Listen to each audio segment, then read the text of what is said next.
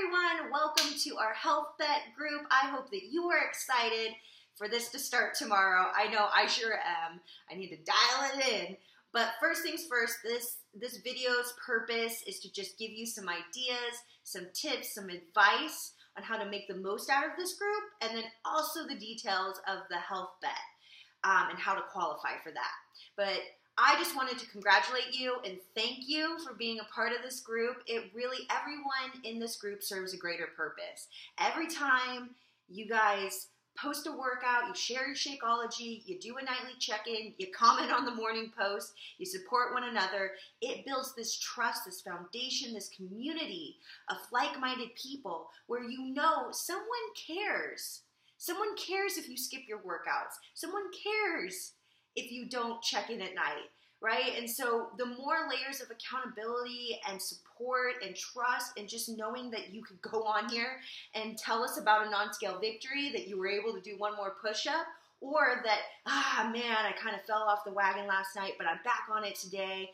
You know, we'll do fun things like water challenges and you know, picking out moves in a workout that you want to master, and just keep this community alive and well. So that's the biggest thing that I just want to stress, is that use this community, make this a priority. I know for some of us, this isn't second nature to like go into an app and log your workouts, but I'm telling you, it'll make the biggest difference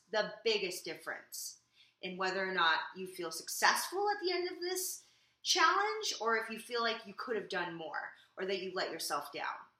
So accountability, I just want to stress to you, accountability is ownership.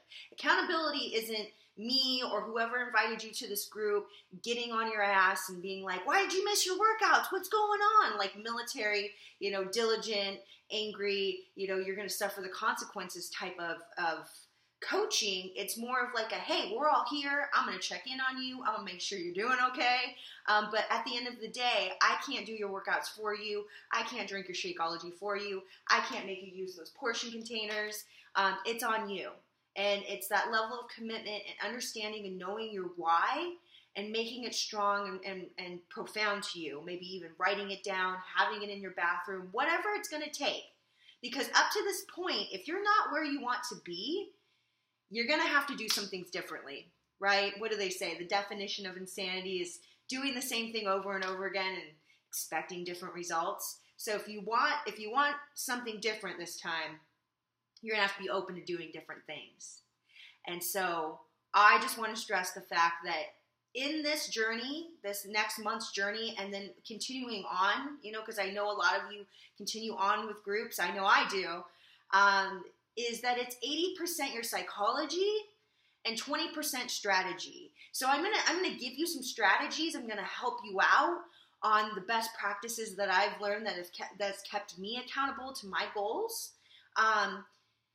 But at the end of the day, it's your psychology and it's what you're feeding your mind. And so pay attention to the things that you read and you listen to and you watch. You know, it might be the biggest difference to like wake up in the morning and as you're getting ready, putting on like a motivational YouTube that it sounds so cliche and cheesy and like, yeah, pump it up, you can do it. But I'm telling you, if that's the first thing that you put into your mind, the thing that you'll start noticing, especially for those of you that have completed programs in the past, is that those trainers' little catchphrases and motivational cues end up getting stuck and ingrained in our brains. And it's little things like you're willing to do things other people aren't, or do your best and forget the rest. That kind of stuff sticks with you. And it's really, really important that you baby yourself and you celebrate and you really ingrain this pattern, if you haven't already, of understanding that moving your body and eating healthy is not punishment. It's not punishment. It's not something you have to do. It's something you get to do. And it's preventative. And it's going to make you a better person overall. So anyways, that's like 4.5 minutes of me rambling about motivation. So let me tell you some strategies, okay? So first and foremost, I hope you've already done this, which is take your before photos. I know, it is not the funnest activity in the world. In fact, it's something I hate doing because you have to get honest with yourself and you're like, dang it. But there's a couple different options. You can just take your phone, go into the bathroom or a mirror and just take a selfie through the mirror, right? So I would suggest that you would do it without a shirt. You know, women with a sports bra, but because that's how you're going to see the most change. But someone, you know, one of our coaches, Samantha, just wore a shirt that was really tight, and now it's loose. And you know, every time she takes her progress photos, so there's not a right or wrong way. I'm just suggesting that getting real with yourself and seeing what's really going on it might be that fire that you need. So I would suggest taking a front-facing one. A side-facing one, so you can put your arm out and take it that way. If you can get someone to take a picture from behind, or if you use a timer app, that's what I use. I use a timer camera app, but iPhones have it. I don't know about Androids, but you can put on like the 10-second timer and then just, you know, stand behind so you can see what's going on. I would suggest doing a flexing photo too, because especially for whatever program you're doing, you're going to be building muscles some way, somehow. So it's always nice to see the progression there. And then your measurements. So, you know, getting a measuring tape, you can get this at a CVS or a Rite Aid or wherever you go. These are like in the sewing section, you can usually find these. And you know, just suggesting that if you need someone to help you with this, awesome. For me, I just do it myself.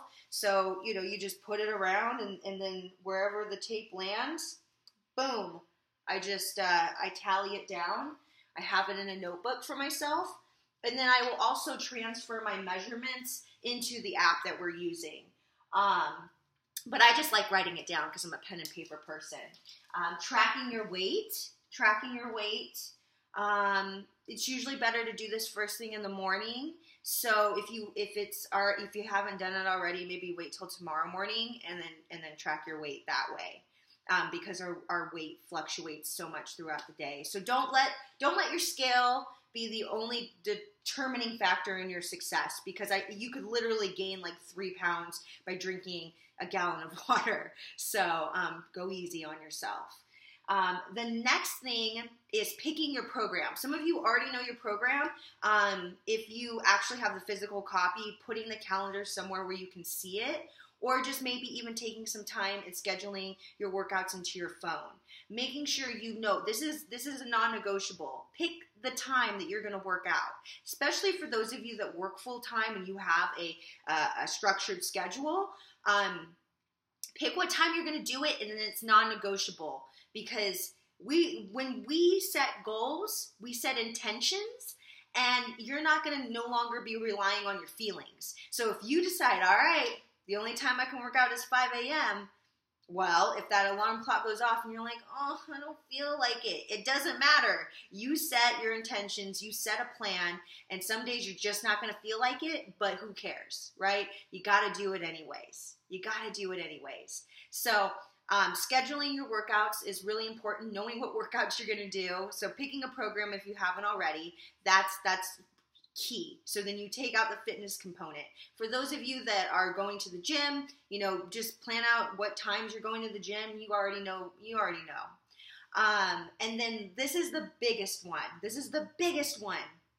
Meal planning and prepping. This is my least favorite. I'll be honest. But it's the most crucial part in your success. So if you have the portion containers, you know, if you need help with determining what your calorie bracket is, let me know, let your coach know. We can help you a little bit further. I do have some videos explaining the way that I meal plan and prep. So if you're interested in that, just hit me back and I can send that your way. But essentially what you can do is you can go onto the Beachbody or Team Beachbody blog, and they have recipes for like breakfast, lunch, and dinner, snacks. You can, if you have your Beachbody on demand, you can go onto that Fixate cooking show, and Autumn has some really, I mean, they're really good. They're really delicious recipes that you can get some ideas from. Whatever program that you bought, they normally have a nutritional booklet in it. If you do have Beachbody on demand, you can go into all the different programs and look at their nutritional lists or nutritional guidebooks, and they have a bunch of recipes in there. And then also Pinterest is a great one, like 21-day fixed dinners, 21-day fixed breakfast. That's normally what I do. Or if you have any cookbooks. So that's the part that might take a little bit of time. For me, I know I'm a creature of habit. So it's easier to eat like the same breakfast every day or every other day, the same lunches and the same snacks. And then for the sanity of my husband, I normally make different dinners every night. So you can find some crock pot ideas, or if you enjoy prepping, or if you haven't ever really cooked or prepped, it's a perfect time to start learning. Take it from me, someone that I used to never, ever cook. I could make top ramen and cereal, and those were my specialties. So it's been a long journey, and through Beachbody, I've learned to enjoy cutting up vegetables and making my own sauces and dressings and seasonings. And that way you know for sure 100% what's going into your food. If you have those times where you have to eat out, I will deconstruct a salad. Like I'll put it in my containers and figure out how many containers a salad is. As you get more proficient at the container system, you can kind of eyeball what things are what if you do go out to eat. But I would say you ain't gotta lie to kick it. You can bring your portion containers with you out to a restaurant and shovel it in and see what you're working with, because most of the time everything's a yellow. So the eating and the meal plans, that's really important. And then the last thing I'm going to talk about is dealing with setbacks. Life is going to happen. I'll bet you $100 on that right now. Life is going to happen.